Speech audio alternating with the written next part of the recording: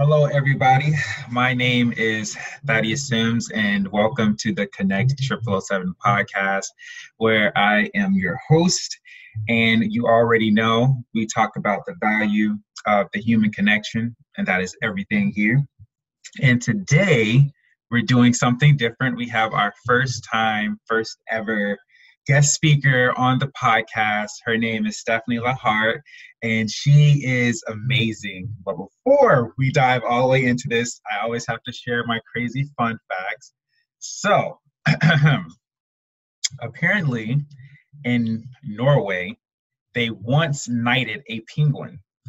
The penguin's full name is Colonel-in-Chief Sir Niels Olaf. I didn't know that they knighted penguins over there. That is different. And apparently I think they've done this 3 times. So there's a Niels Olaf III or whatever. So yeah, that's like an actual fun fact. So you can totally research that. I always have to research these before I share with you guys so you don't think I'm crazy. But that is in there, so you can check that out. But now diving into this, we are having Mrs. Stefanie LaHart on here, and I want to say, I believe I talked in the podcast before that I went to a conference and it was amazing, and she was one of the speakers that I met there, and she's super, super awesome, guys. You don't even know. We're gonna go more into this later, but you don't even know. She's been helping me out so much. Like, I've been like a little kid, and she's been blessing me here. And so we met at the Podfest, and it was awesome. And just a little bit about her and what she does. And she's going to tell you more because she knows herself better than me. But she's an expert on the art of becoming an entrepreneur in the golden age of social media. She's also the founder of Boomtown Marketing, connecting passion-driven businesses with their ideal customers. Now, I'm not going to take too much from this because she can describe it better than me, and I don't want to butcher it because you guys know I can mess up. She's amazing. So without further ado, we have you, Stefanie. Thank you so much. Thaddeus, thank you so much. First of all, I'm honored to be your first guest. I'm very excited to be doing this with you. I have to say, since I met you at Podfest, I have been a religious listener now of the podcast, and I love what you're doing. And I kind of thought I would, because you and I really hit it off pretty much immediately when we met each other at Podfest, because you're right, I was there as a speaker, but I was also there in a work capacity because I was running their entire social media program, because my business is social media marketing.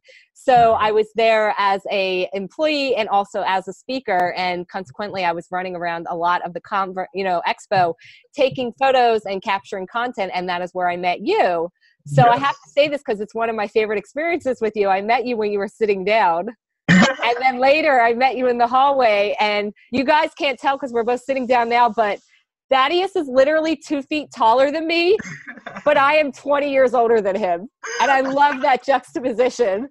I'm like, you got 2 feet on me, but I have 20 years of experience. So, oh my gosh.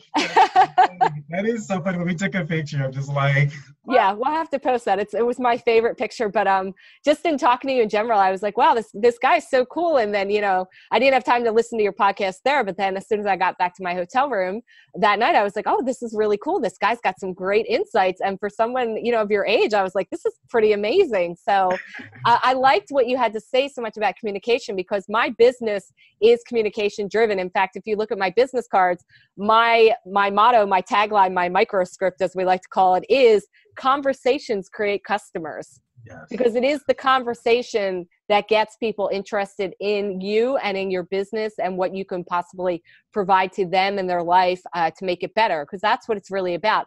Connecting the right person at the right time to the right product or service. We're not in an age anymore where people can go out with the hard sells and just kind of like slam messages in your face and think like people are just going to be so zombified by it that they're just going to follow it. There's got to be a deeper meaning now, especially why should I spend my time and energy paying attention to you? Like, what can you actually do to my life, for my life to make it better? And we're in the space now where it's really about, well, what's in it for me? What can you do to help me or my business move forward? And that's not in a mercenary way. It's just that we're in a society now, as you know, where we are so inundated and overwhelmed with communications coming in from all sides. We have our text, we have our email, we have everything, that we have to be really judicial insofar as like, where do we spend our focus and our time? Because we don't need to know everything. In fact, I'm going to tell you a little fun fact about me. Yes. I don't watch the news ever. People and like my parents are, totally different generation. They are 5 o'clock news people, and they'll ask me, well, didn't you hear about this? I said, no, I don't watch the news. And my dad's like, he's way older. He's actually 70. No, I'm sorry. He's not 78. That's my mom. My dad is 85. He is in a totally different age range, different experiences. Can't believe you wouldn't know what was going on in the world. And I'm like, Dad, you have to understand, you're watching stuff now that not only has nothing to do with my life, but in 72 hours will have nothing to do with your life.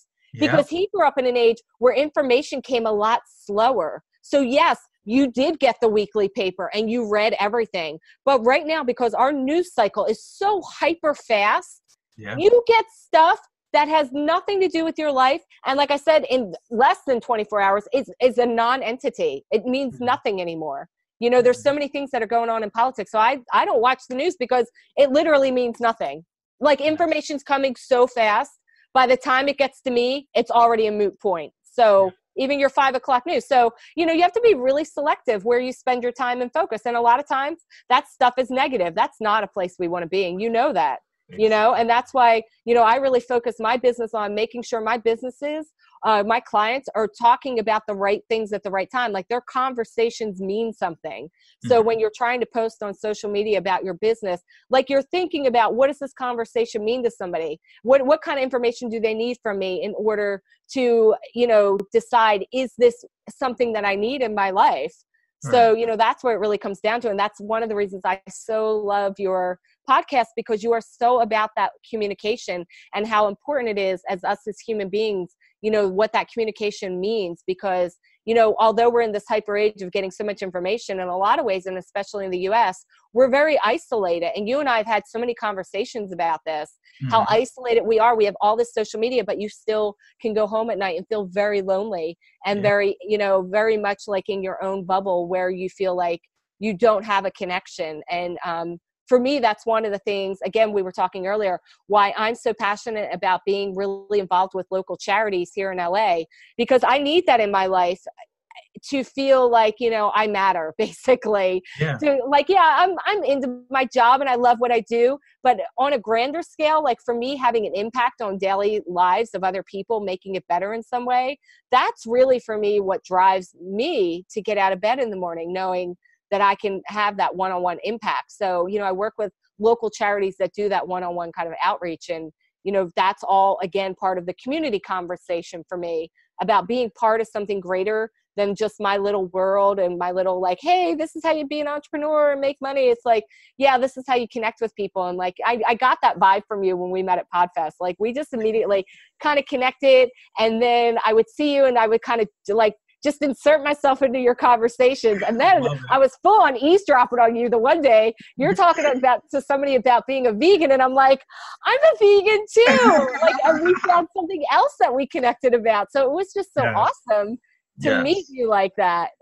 And I know you're all about being and you are truly an authentic person. And I like that about you so much. Thank you. Thank you. All about the authenticity. That's like the thing on the podcast, keeping authentic. I tell on myself and all of that. But you said something that was really important. I think it'll help a lot of people, was when you were saying about that community, getting back into that community. And I know a lot of us, especially in my generation, it's like, yes, we can be on the phone and yes, we can hang out with some friends, but there's really not that community that we like, oh yeah, I'm a part of this, I'm a part of that. So you did it with charities and other things that you're passionate about. So for someone who may have not thought of even getting into a community, what advice or what is it that you can share with them to even find a community that it can be a part of, so they can feel, connected to something bigger instead of just their will?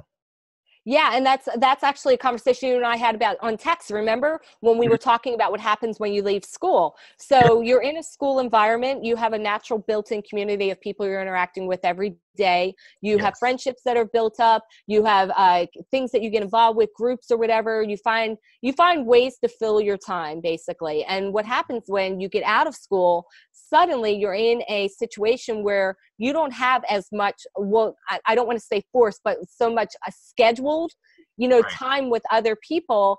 And frequently what we find is that kids, when they do graduate from college and they do enter the workforce, they go into sometimes very deep depressions because suddenly they're now in this whole area where they have to learn how to build a life. And that's what you don't get taught in school. Mm-hmm. How do I build a life, a community, a reason to, like your why, your personal why of why you're here? How do I do that? For some people, it might come to them earlier in life. They might have had some struggles or family issues. They found that early enough that they, graduate, and then they're part of this other community. For me, let me tell you, I did not grow up in a struggle situation. I went to private schools. I never knew a day in my life where there was something that I personally was struggling with or my family insofar as money or a living situation. And when I moved out and I moved from Philadelphia to California, I got here and was like, I have no friends. Like I moved here without any friends. Yeah. And for me at that time, it was a struggle because I'm like, well, how do I meet people? Okay, I get a job and I start meeting some people, but that, building those relationships is something that you have to consciously do. And it's not, I'm not going to say it's work, it's not, but like you said, so how do you do that? So you can say, the traditional things people say is, well, get a hobby and meet people in that. Well, we're in a different time space now. There are many people who never enter a workforce in a traditional way. They go right towards the entrepreneurial route. There's all kinds of workspaces like WeWork. So you can very much be on your own. So how do you build that conversation? Conferences are a great way when you're starting to build your business conversation, when you're trying to build some kind of business network. That's an excellent way because you do get to meet people that normally you wouldn't have been exposed to. Like, how would I have met you in a day-to-day kind of situation? You're on the other side of the country from me. You're way younger than me. You're not in the marketing sphere that I am. How would we have really run into each other? And oh my God, how much better is my life that I've met you, right? We found out we had so much in common. Like we're obsessed with communication. We're obsessed with being vegans. Like, we never would have had that. So you do have to go to look for situations where you can be, you can be able to meet those people. So yes, you can do it through hobby groups. You can do it through meetups. You could do it through conferences, but you have to actively go out there with the intention of, I am going to meet people. And it doesn't have to be I'm going to meet people in order to get a paying client, because if you do that, it'll never happen. My goal whenever I go out, and in fact, I was at an alumni event last night. So I'll use it as an example. My goal every time I go to anything, I have to talk to two people. Yeah. Two people I would not normally have talked to. So I have to look for somebody in the room that I just would think just immediately, I'm not going to have anything to talk to this person about. Like, what are we going to have in common? Yeah. And for whatever my biases are, whatever is filtering through my head, it doesn't matter. There's always people you're going to meet and they're like, I'm not going to have anything to talk to about that person. And I make myself go up to that person and I introduce myself. Well, introducing yourself is kind of like one of those things where they're like, oh, I'm so shy, I can't do that. Well, you're at the same event. Start talking about the event. Yes. That's the easiest way. Yeah. Like, you can just say, like, the best thing is like, you just walk up, you introduce yourself. Hey, I'm Stefanie. And then if you're not real sure what to talk about, your origin story of how you got to the event is always the best thing. You could say, this popped up in my email and I wasn't really sure what to expect, but it seems pretty cool that we're all getting together as alumni across the country, because I went to Temple University in Philadelphia, and believe it or not, they do have events out in LA every now and then. So this event was specifically, they were having an event to introduce us to the fact that they had just built this beautiful new library on campus in Philadelphia, and they wanted to make sure the alumni knew about it. Wow. So I know I go to this event and they do this presentation. Well, that's like a built-in conversation topic. Now I can go up to anybody in the room and be like, dude, what you think about that library? It's pretty crazy, right? Right? So like just starting the conversation, even if it feels awkward, like there's something there, and that's really what, we as people have to constantly do, because we are no longer in a society where people go to a job every day. I work from a home office. There are many days I do not leave this home office. So it's really up to me to continue my conversations and my community building just on my own. So like you were saying, yes, charities are very big to me. So I found charities, and I didn't go and do a charity search, I got to get involved with a charity. What am I going to do? They came to me very organic. I somehow got on this one email list. The group is called Drive by Do-Gooders. I found out what they did, which is they do personal one-on-one outreach in Skid Row, LA. They drive down there. They give out water. They give out protein snacks. They give out clean socks, which, believe it or not, is huge. As insofar as impact, people are like, oh, what's the big deal? Clean socks. If you don't have a home and you don't have clean socks, you have no idea what that means to somebody. To be like, hey, here's a pack of 7 clean socks, brand new clean socks. People cry. They're like, thank you so much. We don't understand that. But when you see that one-on-one effect, and when I saw what they were doing, I was like, oh, I need to be a part of a group like this. And I started out by giving them money, and then I started volunteering my marketing services. And now I'm actually on the advisory board. So, oh yeah. So it's been kind of a growth for me with them over the past 3 years now, my involvement. But it's something that I'm so passionate about, helping them, because I used to run my own charity that was a breast cancer charity. And I learned so much doing that when I saw what they were doing, I came in and said, I'd like to help you with your marketing and your emails. And now I'm actually helping them build their board, because they need that so much. And I did that. I know how to build a board. I paid someone $12,000 to teach me how to build a board. So now let me come in and pay that forward and make that money that I invested even more valuable, because now I'm going to help them for free. I'm not asking them to pay me $12,000, because I'm on your advisory board, which means I don't get paid, but I'm going to teach you what I learned and move that forward. So, you have to find situations like that are going to be important to you. And it's not always going to be easy, but you have to just and if you're sitting there stumped listening to this right now and you are shy, do you know what? Go to Meetup. Go to meetup.com and find something that sounds vaguely interesting to you, whether it's I want to go play board games, because there's so many board game organizations now. Do you know about that? One-on-one, meeting people physically to play board games is huge now.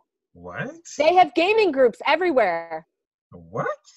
Okay, so you've heard of Dungeons and Dragons, right? Yeah, I've heard of Dungeons and Dragons, yeah. Okay. Back in the day, before you were a zygote, people would get together in people's basements and physically play a board game. It wasn't even a board game at the time. It was a booklet. It was Dungeons and Dragons.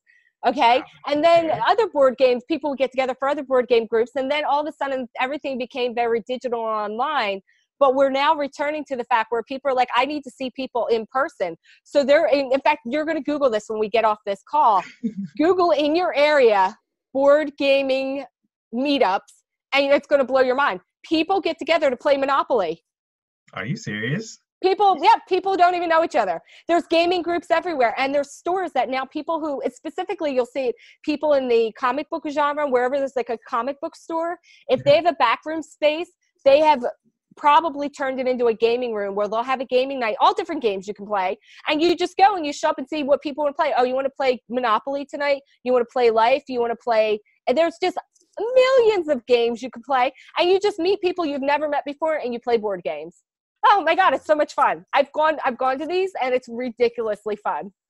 Wow. And that is an excellent way, especially when, again, you've just come out of that stage of your life where maybe you had a built-in friend network because you were coming out of school or something. Yeah. It is a way for you to start meeting people. And then once you meet them, you can find, do we have anything else in common? Is this potentially a friendship? Is this potentially a business partnership? You don't know. It could be anything. Is this somebody I'm going to have on my podcast?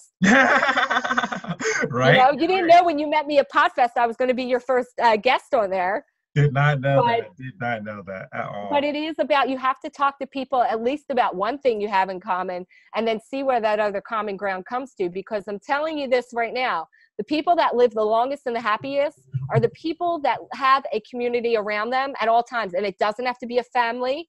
I am not married. I don't have kids. I'm 48 years old. I have a very full life. You know, you don't have to look at me and be like, oh, this person's not married. And that's where you get like your family base. It is up to you to create your family your whole life. So I've moved across the country from my family. I'm still in contact with them. But, you know, it was up to me even when I moved out here. Like I had to find a friendship family. Would they call it friendiversaries and families? Friends and family. So it's a family. But it's up to you to do that, because you can sit there and say, well, I'm an introvert, or I don't feel comfortable doing that. But you can do it in little incremental steps. Yeah. It doesn't always have to be, I'm just going to make out and, you know, go out and make a new best friend right now. You know, I'm chatty. It's always been pretty easy for me. But there's other people that are like, you know, I don't really feel comfortable doing that. But if you can find that one common denominator and keep building on that, you'll build your community, because you're going to have a happier life. You're going to live longer. You're going to make more money, because your network is going to be so big and important. In fact, let me tell you something. I'll give you a personal story. 5 years ago, I went through a very big transition in my life where I ended, actually it's 6 years ago now, I ended a very long-term relationship. The charity that I was running was coming to an end. I had a business with this person, and within the space of a month, everything was being disbanded. Okay. And it was mutual between us. It was something that we're like, this is not working for us anymore. But I did sit there at that point and look around and think, I am 43 years old. I'm starting over. Like I'm starting over my whole friend. Oh, I forgot. I'd also stopped drinking. So I also became sober in that same month. What? So people that were my drinking buddies, I'm suddenly like, I need to find people that don't want to drink. Yeah. So I had to actively start thinking about, well, how do I meet people? Where do I go? Yeah. I run a home business. I was starting a new business. You know, how do I meet people that don't want to drink, that are interested in running a business, that want to live a healthier lifestyle? So what I did was I joined a business mentorship, started meeting people through that. I joined a marathon training group because I was very into marathons at that point, met people who were super into running. But these were all things that it was up to me.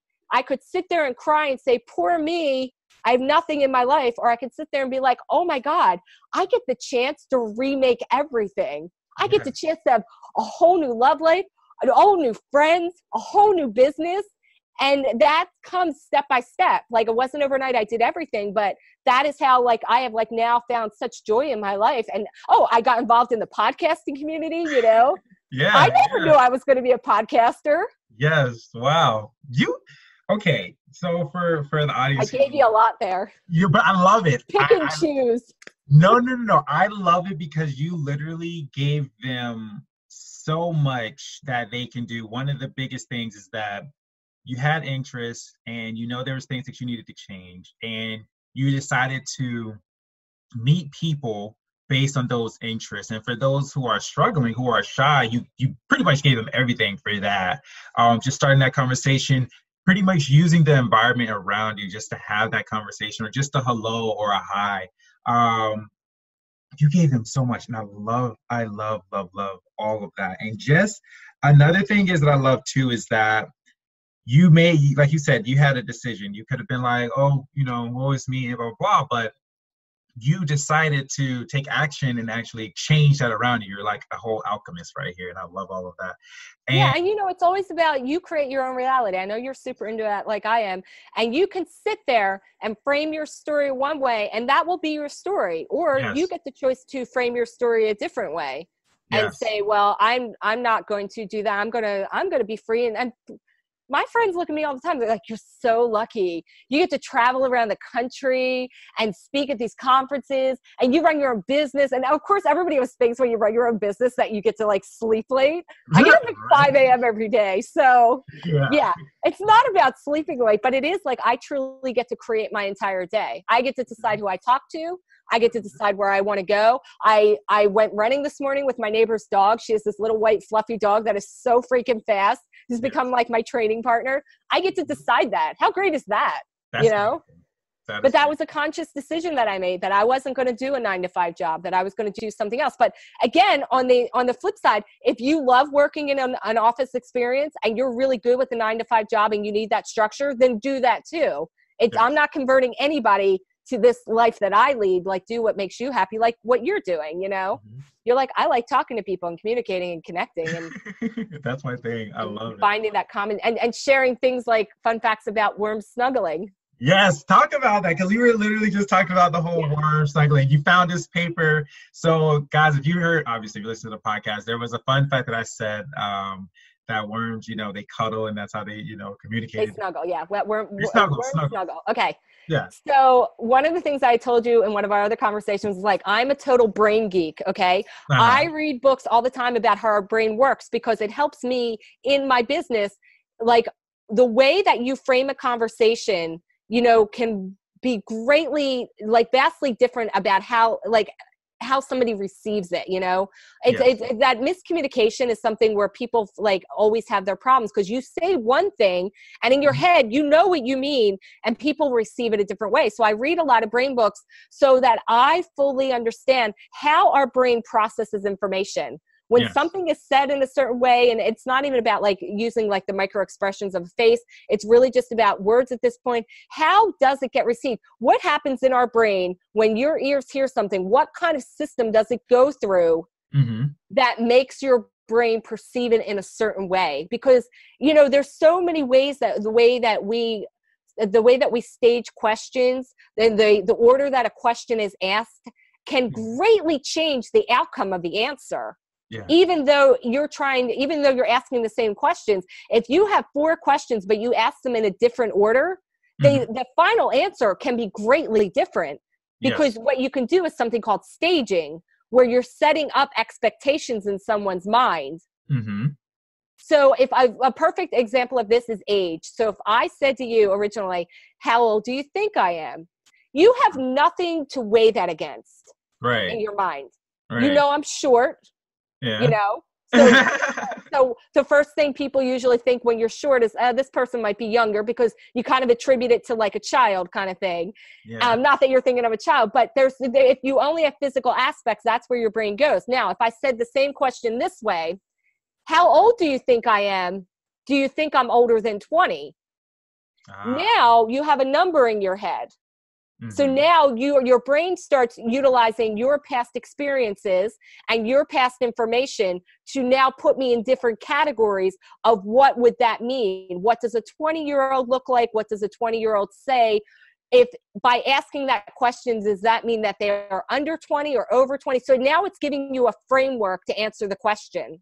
Mm-hmm. Now, a third way you can ask the question, and you'll see this a lot on questionnaires when they have age boxes, like, do you think I'm between the ages of 35 and 45? Now you have a block. Now your brain's saying, okay, this person's between 35 and 45. Now I have a 10-year kind of age range to guess from.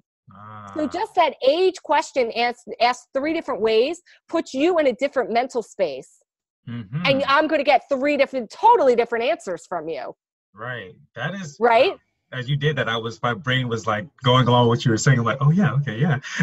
But it's always the way you frame the conversation. So I study a lot about brains. We're going to get back to the worms in a second. So when you said that, worms snuggle, well, that's not enough information for me. I'm like, why do worms snuggle? So I go and I start doing my research, because I am a research girl. And I found some of the original scientific papers where that came from, because worms snuggle became a Pinterest meme. So you'll see it all over Pinterest. Yeah. What the real story was, and what you're going to love, is that these scientific studies that they did was they were trying to figure out, why is it that worms will start doing their like worm mounds when they start really like they're all over each other like this, okay? Why do they do the pylons? They were trying to figure out, why is it that some worms, you will see them kind of doing their own little worming thing, but all of a sudden there will be a worm mound. What's happening? How are they communicating with each other? Because you think with a worm that there's not a lot of brain power going on in there. They're this, and don't quote me on this because I don't know how big a worm's brain is, if they have it at all. But what it came down to, what they were able to realize is that the worms are secreting this pheromone, okay? They secrete this pheromone that then lets the other worms know what they're doing and what they need to do. So this certain pheromone gets secreted, and then the worms start piling on each other. Now, the next question is, well, why are they doing that? Are they doing that for safety, for food, for community, for building? So they were able from that original study to be like, well, why are they secreting this pheromone, and then why are other worms reacting to it, and then what is the expected outcome of it? And then, of course, the Pinterest meme that came out of it was that worm snuggle. But it was really, yes, they are communicating. It's not exactly in an affectionate way, but it is in a community building way, because there was a specific reason why this was going on. And then what they were figuring out was like, if they figured out what this pheromone was, and then they were able to mimic it, they were able to change the behavior in these worms. So then it leads to a bigger conversation is, because it always comes down to back to the human animal, that how do we take that information and then use it within our own, like more advanced human structure? Because you think of it this way, is there a certain pheromone that we could have, induce into the human public space that could get people to act a certain way? Because now you're talking about how do we get people to respond in a specific way to a specific environment? Mm-hmm. You've heard and you've read things before, like the colors on walls can make people react in a specific way, right? Right. Smells have the same thing. Well, and when they're studying something that is such a simple organism like a worm, and they're figuring out, well, there's a pheromone that's making them do this certain thing, that leads to bigger studies, bigger in the animal kingdom. Well, why do animals do this? Why do humans do this? Why do we react to this? Is there a way that we can take this information and make it a better human experience for people in general? It's not about mind manipulation. It's not about like, oh, I'm going to push, send vanilla through the department stores because people are going to shop more, because it does come down to stuff like that. But is there a way that we can then figure out how to coexist better as humans? That's what it really comes down to. And I knew you would love that whole long drawn out story, because the worms are communicating with each other, and they figured out, wow, they're doing it in this very, very intentional way that we did not give them credit for before. Mm-hmm. And that was amazing. And then it became a meme, which is worm snuggle. So that's where that all came from.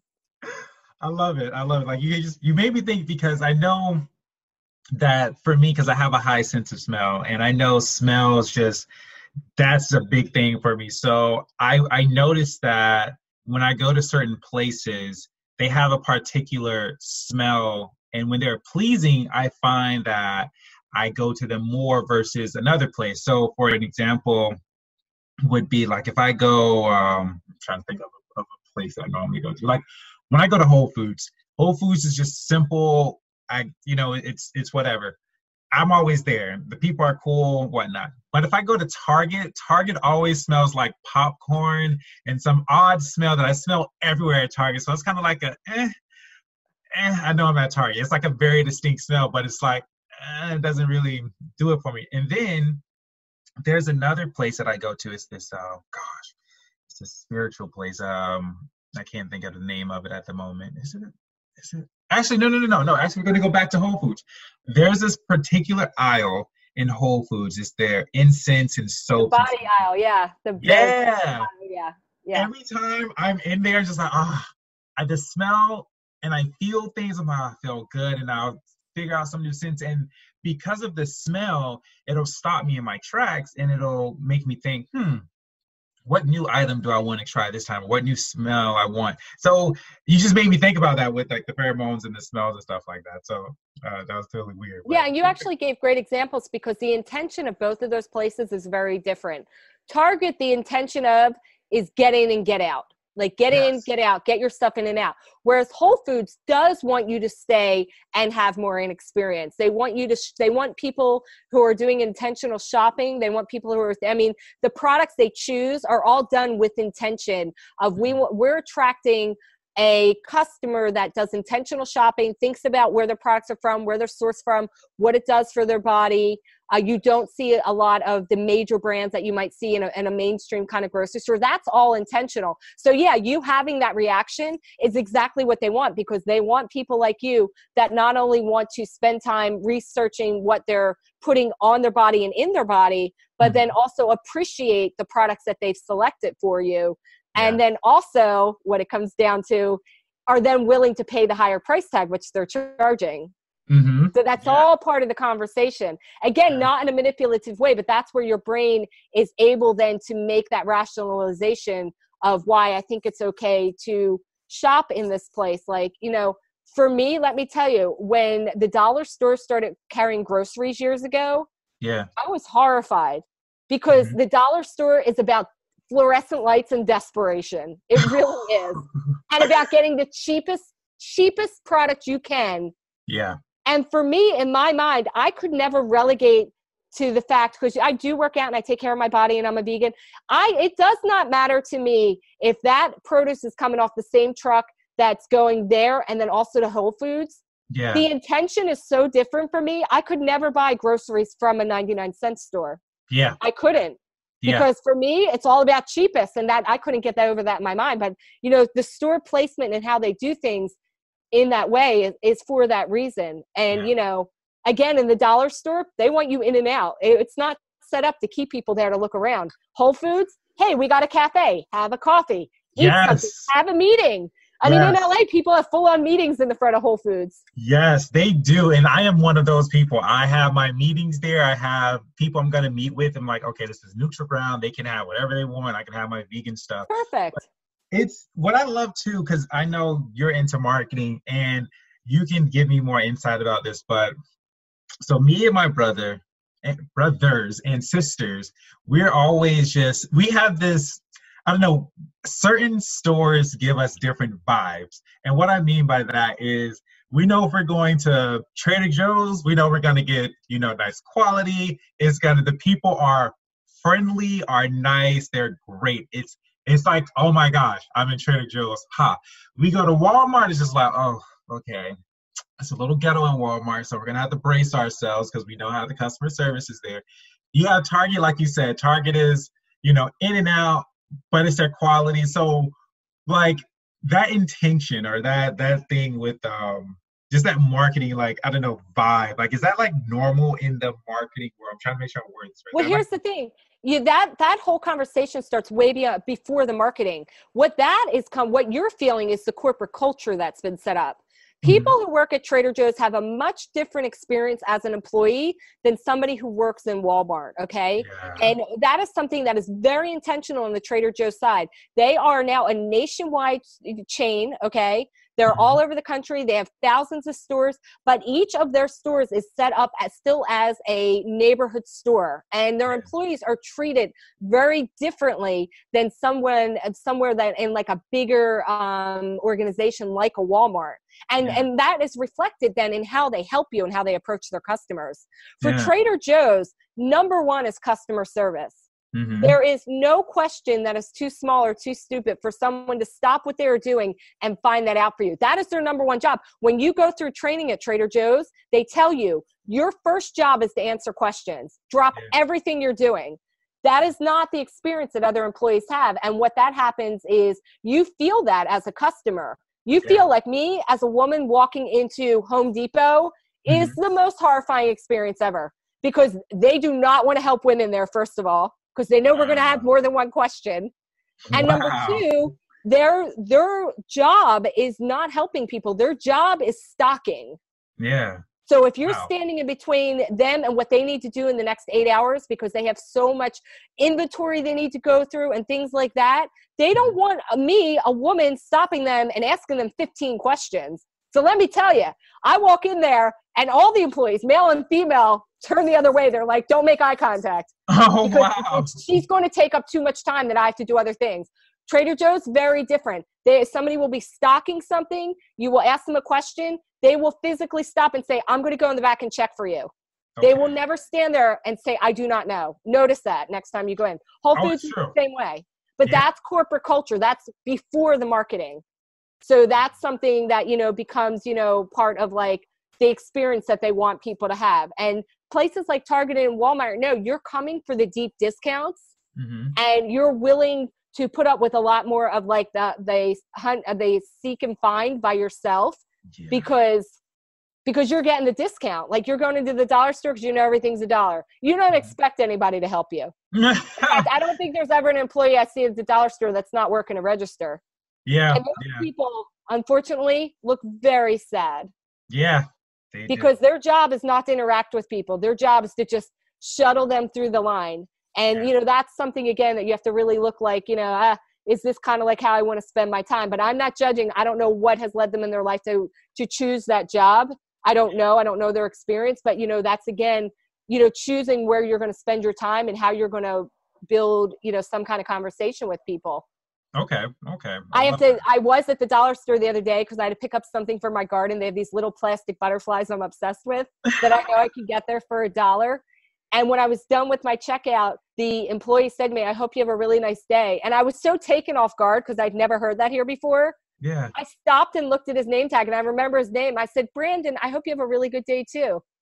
Because I'd never heard anyone ever address me there before because it was not what they're trained to do. They're trained, and it was crazy, right? So yeah.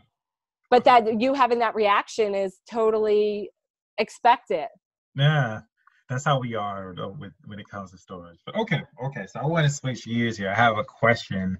Well, first though, before I get into that, I want to let the audience know pretty much how you've been helping me out, so they have a more like understanding and a feel for you. So first off,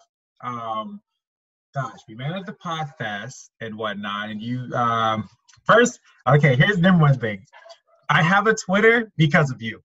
I immediately started stalking you on Instagram because Instagram is your jam, your main platform. Yeah, everyone was like, my brother was saying you should get a Twitter. I'm like, I don't understand Twitter, but I remember he's like, you need to get a Twitter. And I was like, okay. And then everyone was saying at the podcast, you need to get a Twitter. I'm like, okay. I'm going to get a Twitter. So I got a Twitter, whatnot, but besides that, so what some of you guys don't know, if you've been noticing like the different ways of how I've been putting the content out on my social media, it is because of Stefanie here. Because she's been telling me, just different things of how to improve. And all of you guys know I'm all about improvement and things like that. So she's been taking her precious time to help me, okay, you need to get on Twitter. She was helping me like, okay, change these pictures up. It's a little hard on the eyes with colors and stuff like that.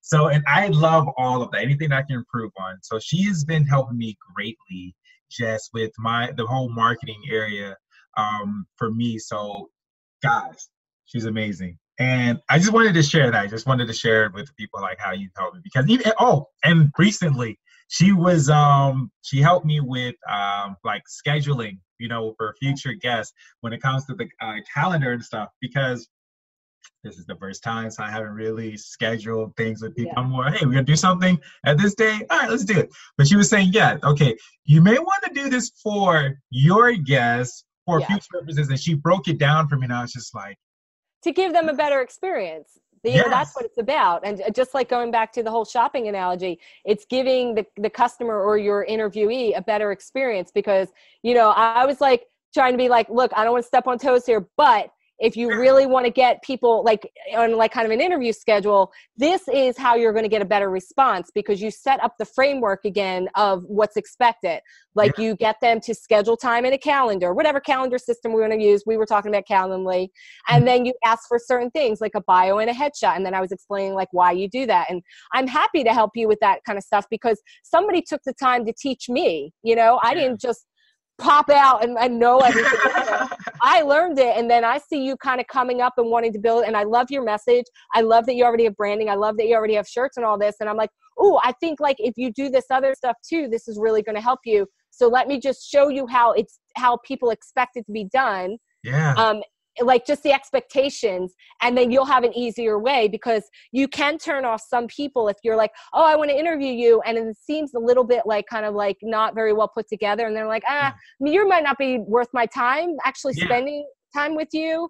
And I know you are. So I just want to make sure that they see you as I see you, which is definitely worth the time and the effort of booking time with. And I see great things for you and your podcast and everything you're doing. So I'm like, ooh, if I could help you not make any mistakes right there, I'm just going to let you know what I know. Yeah, and then of course it's up to you. If you want to take that information and use it, more power to you. If you want to be like, I got this, please shut up. That's fine too. No, I am all about learning. But I am 20 years older than you. So I've lived a little bit more. I appreciate it. And this is important. A little bit more. Hilarious. I love it. I love it. This is important because this is one of the main things that I share in the podcast is that you never know who you'll meet, where you go and how they can just help you out with things. you don't know nothing about. And I'm always the type to say, hey, I'm ignorant on this. I don't know I don't know how to do that. But someone just say, hey, you may want to, this may help you out with this, that's just like a blessing. And that's just like super awesome. And that's just one of the many benefits of just that human connection. It's just connecting with that person, and it can make things so much easier. And as you said, it helps to save, mistakes later on down the line, because I know me, I make mistakes and stuff and I learn from them. But it's just like, if someone can help you and say, hey, I did this, do this, so you don't have to go through what I did. And like you said, it's just powerful. So I definitely appreciate that. And then the question that I want to ask you is, I want to say for the past 2 or 3 podcasts, I've been talking about one's gift. And I want to ask you, do you know what your gift is? The thing that you uniquely can do, that you were born here to do, do you know what that gift is? Yes, I absolutely do. My gift is my ability to make people feel comfortable in any situation. Like, I can approach a person in any situation and be able to draw them into a conversation, and then be able to raise their comfort level wherever we're at. And I've been like that my whole life, because I am the middle child of 3 sisters, like 3 girls. So I've always kind of been the mediator. And I knew that from early on, that that was kind of my gift, of being able to figure out like a situation, or figure out what a person needs in order to put them in that comfort zone, so that we can have a better experience. So when I was in high school, like, I was in retail sales. I worked at the Gap. I worked at Victoria's Secret. I was like the top salesperson most of the time, because I just knew how to talk to people. Yeah. Like, I knew how to figure out what they needed or what they were looking for. Because most of the time you walk in a store, people are like, can I help you with something? No, I'm fine, thanks. That's the worst. If you just say, can I help you with something? The only answer you're ever going to get is no. They don't even know what they want yet. They might legitimately just be wandering around because they need somewhere to decompress, or they don't know. Like, give that person time to do something, and then walk up to them and start having a conversation. Maybe they're in like the workout area. Like, I don't know, start talking to them something about work. Somehow get them into like a conversation that's not about buying a product. Yeah. And then next thing you know, they're like, well, I did want you. Well, what do you think about this? Do you think this would work if I wanted to, like, running with these pants work? Oh yeah, that would be cool. Like, and it when you, like you said, when you get that authentic conversation, it's a different experience for people. But if we all keep asking that same question, can I help you with something? Well, that's such an open-ended question. Yeah. That's like saying, how are you today? I hate when people text me, how are you today? That could have so many responses depending on the time of day. Right. It's too open-ended. Yeah, very much so. God, some people ask me how my day is. I'm like, still trying to figure it out right now. But no, that's why the guy that I'm with right now, I like him so much, because he sends me very, very pinpointed questions like, did you have a good morning? Not just how was the whole day in general. Yeah. That's too big. Or, just something that's a little bit more succinct, so we have a starting point. And I'm like, okay. Because if you say, how are you, or how was your day, I like a deer in headlights. I don't know where to go with that. So many. Okay. So, now with your gift, would you say you use your gift in your business? Like, I would think you do, but would you say you use it in your business? And if so, how? How do you do it? Yes. Well, since my gift is my gift of gab, as we can call it, that I feel like I have a natural gift for getting people into really good conversations where I get them to open up. And, I think it does come from the fact, like I told you earlier, that I used to be a rock and roll reporter. So I got very, very good skill at learning how to ask questions that were going to get people talking, and revealing stuff about themselves. So I do use it with my business, specifically like when I'm first starting to work with clients, because I just signed a new client yesterday that actually I met at PodFest. Oh, and yes, I did. And, my questions that need to come after that is like, I have to start setting up the framework of our work. And the way I do that is, okay, let me ask you about your comparables, as we call it, not competition. Just let me ask you about your business so I get a better idea of where we're starting from and where we need to go. So it definitely comes into play with my business, just getting people into a natural conversation. And Okay. also, the way I even started talking to this gentleman was he approached me after my session. He had a couple of questions about hiring VAs and stuff because he had worked with them before. He didn't feel like he was really getting what he needed with his social media. So we had a conversation after that. And I didn't go into the conversation where I'm going to sell this guy a service, because if you're coming to me saying, I just want to know how to work with VAs, well, I'm just going to tell you that. Yeah. But the conversation became bigger about, well, I really think I need help. I don't think I'm doing this properly. What do you think about this? And then it became, well, I think I'd actually like to hire you to handle this for me because I think I'm going to get a better result. So, and then he ended up becoming a client with like a 6-month contract. So it's nothing to sneeze at. It's not a one-time deal, but that was not me trying to go to this guy and forcing something saying, let me tell you about this package I'm going to sell you, because I know what he needed at that point. But that's how all of my businesses approach that. Yes, I do have a website. I do have packages that you could look at to see what does it entail to work with, my business or somebody like me. But when we get into a conversation, it's more like a fact-finding mission of like, what do you actually need? Because sometimes what people think they need is not what they actually need. They're asking for one thing, but they really need is something else. They're all like, I'm hungry. I need a sandwich. Do you need a sandwich, or did you really need to learn how to like better plan your meal so you're not starving all of a sudden during the day and you need a sandwich right now? Because that's a different conversation. I mean, that's not what I do, but do you see what I'd like the difference in that? I'm just going to like sell sandwiches, or is my business really about teaching people, how to meal plan? Maybe that's my business. Okay. That's for all your entrepreneurs out there that think you know what your business is. Love it. Okay. So you said I could ask you questions. Let me ask you a question, Thaddeus, because you're so interesting and I'm loving this podcast and everything. What is your intention with the podcast besides like trying to connect people or just talk about communication? Like, is this something you're looking at? Like, I want to do this as a business, or are you already, or where is this all coming from that you even wanted to do this? Well, okay, so I believe I mentioned it, whichever episode, but for me, the biggest thing was that I wanted to share my gift with the world and whatnot. Because there's a period in time where I was following my passions and they didn't really lead me to where I felt I needed to be, and I wasn't really full, so I didn't get full off of that. And I got into a space where all the doors around me were closed, and it came to me that, hey, it was a video from Steve Harvey, and he said, your gift. And he said, follow your gift, it'll make room for you, and things like that. Listening to that video changed my life. And my gift is that's connecting with people. I can do that easily. And so I was like, okay, let me follow this. And, I meditate all the time. So I always listen to my source or whatnot. And my source was just saying, okay, podcast, do a podcast. You did it before, focus on that.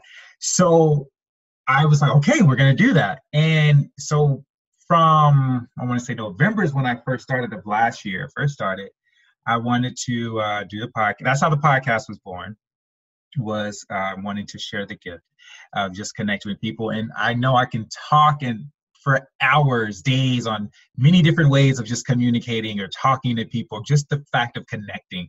And so even all of the other gifts that I have, they come back to connect with people. So I wanted to share it for a year, just share the gift for a year or so until, November. Not that I'm stopping. And right now, because for the future is kind of hard for me because I had to learn to not focus on the future so much and staying in the now. But where I eventually want to do it is just, I see at the moment of just, making this bigger. Like, yes, I'm doing the podcast now. And yes, I'm also doing it as a business as well, because there's the t-shirts on it as well. And there's ideas that I have for it. So for now, I'm really just letting it develop like naturally and organically. And, it is eventually, yes, it's a business, registered it and all that. And just letting it grow and seeing what it'll become, because I've learned that when I would say I'm going to do it this way, it never goes that way. It always changes and grows into something much better than I originally said. So I'm just literally just letting it grow. And then when it comes to me to, hey, this is what we're going to do now. All right, this is what we're going to do now. And that's just where it is. But for now, I just want to just let it grow, connect to as many people as I can.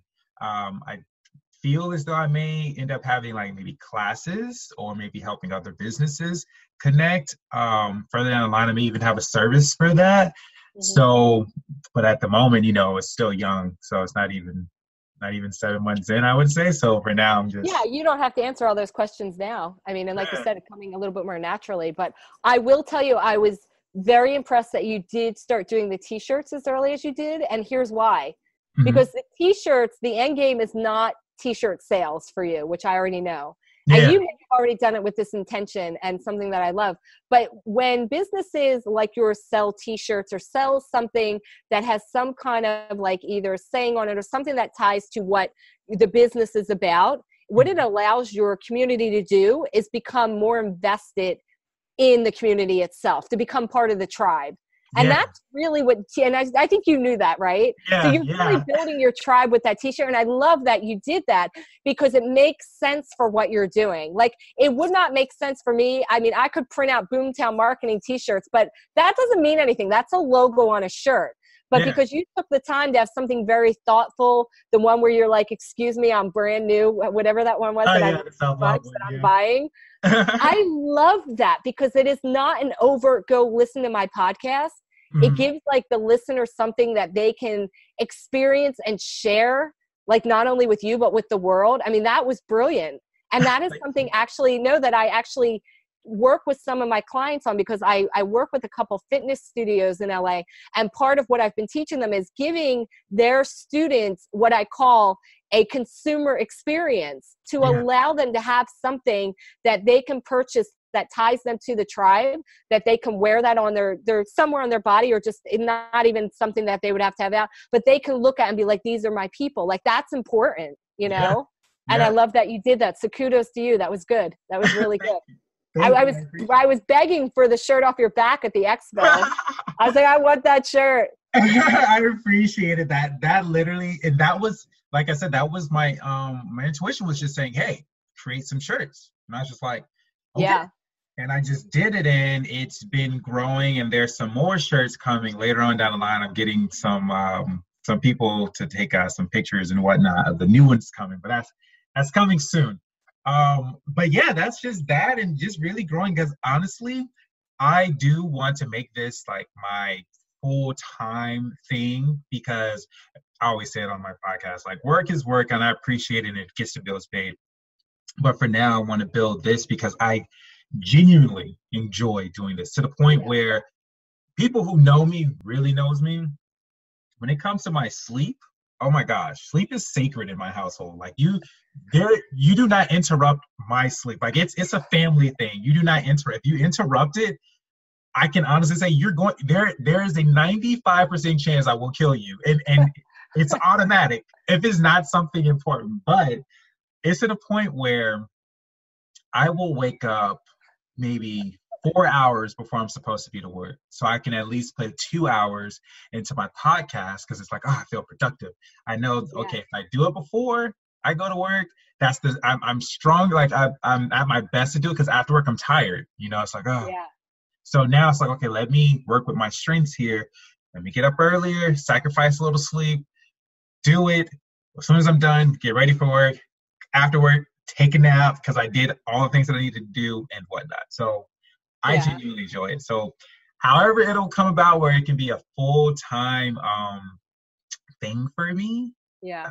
Hey, but let's reframe what you just said there about sacrificing sleep, because you just said yourself, when you do your podcast and this thing that you're so passionate about, you're more energized. Yes. So you're not sacrificing anything. You're actually finding your energy in a different way. Whereas before in your life, you thought, I need to get 9 hours of sleep or I'm going to be tired. Now you're realizing I actually can get 2 hours less sleep, do this other thing, and feel like way more awake than if I stayed in bed doing nothing. Yes. So switch that little script around, because I get such a good feeling from you and everything you're doing here. And I do see this as something that you could really build to be like what I like to call like your passion income as well, you know? Yeah. I enjoy it. I enjoy it. Like you said, I definitely get energy when I'm like doing the podcast, when I'm recording, just all things relating to it. I find, like how you said earlier, that there are some days that you don't leave the office. I relate to you because, Ryan, I got back. Let me see. I got back from, whenever I got back from the conference, that was the night of, I think that was when did we end? Whatever day we ended. We ended on a Saturday night. Okay. So there was other stuff that I had to do. When I got back home, I think the first time I stepped foot back outside was maybe 4 days after the conference. Because I was so into, okay, I need to put Yeah, you were excited. Yeah. And I find myself during days when I'm, okay, like Tuesday is like the busiest day for me. I find myself that I will wake up whatever time and I immediately jump on the computer and I lie to myself and tell myself that I'm fasting so I don't have to cook, or so I just drink water, and hours will pass and I'm just like, oh my gosh, there's not enough time in the day to do this. And it's just fun. It's just fun. So I enjoy it. Wait a minute, you're 6'5". Are you not eating all day long? I do. Like and trust me, I eat very well. I mean, just to keep your body moving, you have to probably consume like way more than I even consume in 2 days. Like, just be honest. Like, how are you fasting? I lie to myself in the morning because it's like if I get up, I know me because how I cook, it takes me hours because I prep, I wash the stuff, and I eat like I really eat a lot. So like in the morning, I may have a waffle, I may have some a huge bowl of salad. Then I'll end up making kamut. It's like a grain or whatever, substitute as oatmeal. I know kamut. Yeah, okay. So I'll have that, have some water. If I'm feeling fancy, I may make my own juice. So strawberry, blueberry. So it's like I have the works lined up for me. So I'm just like, I don't feel like spending these 2 hours on that. So I'm just going to drink water. And then when I absolutely have to eat, then I'll go do it. Well, we'll get into the whole food prepping thing on another show, but we have been talking a very long time. Really? And I wonder if anybody got to the end of this. If anybody, okay, this is how we're going to see if anybody got to the end of this podcast. We're going to give them a secret word. How about that? Yes. I like that. That's cool. Okay. All right, how about this? Okay, so if anybody got to the end of this podcast and they actually listen to us all, if they email me with the secret word, I will give them a free social media consult. How about that? Ooh. If they're interested. Oh, okay then, guys. Okay. And the secret word is going to be brand new. Brand new. If you email me, and you can put my email somewhere in the show. Yeah, well. Like in the notes or whatever, then, and they say, and they email me with the word brand new, then they get a free social media consult. Oh my God, you guys! I hope you listen to all. I'm sure they will. See if anybody listened to this hour-long show. Oh my gosh! I know they will. I know they will. Okay. So let me make sure I write that down. So okay, I put that on there. Brand new. They need to know this. Okay, so I think you actually have to be somewhere very soon. I do have to go. Oh my gosh! I adore you, but I have to go. You have to go. Okay. So we have to end it here. I'm pretty sure there'll be like another part 2 with us. Who knows? But with that being said, okay, let them know how they can find you though, and we can end it there. Oh, okay. So the main website, the best way to find all of my hubs is to simply go to my main business website, which is Boomtown Marketing. So it's B as in boy, O-O, M as in Mary, and the word marketing.com. If you go to that website, you can find all my links to everywhere, all my socials, stalk me. I'm very easy to stalk. My name is unique, and yeah, you'll find me right away. Although, no, I will say this. If you Google my name, you will laugh because I have a doppelganger. She spells her name. No, and it's funny. She is a Black girl, but we have the same smile. Her name is Stefanie LaHart, and she is in the, I wouldn't call it the self-help space. She's in the teenage girls empowering space. So she's like a coach for teenage girls. It's crazy. I just found out about her. But I'm amazed about how much we look alike. It's so crazy. Except she's Black and I'm white. But we have the same smile. I'm like, wait a minute. We might actually be related. I don't know. Look, I have to Google this. I have to. I don't know. I'm going to reach out to her. Oh my gosh. Okay. Well. So yeah. All right. So I got to look up that, and I will not hold you any longer. I thank you so much for taking the time to hop on the podcast. You're the first. You're greatly appreciated. You are amazing. And thank you so much for all the nuggets and tips you share with everyone. So on behalf of everybody listening to the podcast, I greatly appreciate you, and I thank you. Thank you so much. This has been wonderful, and I can't wait to talk to you again. All right. I will talk to you soon. Later.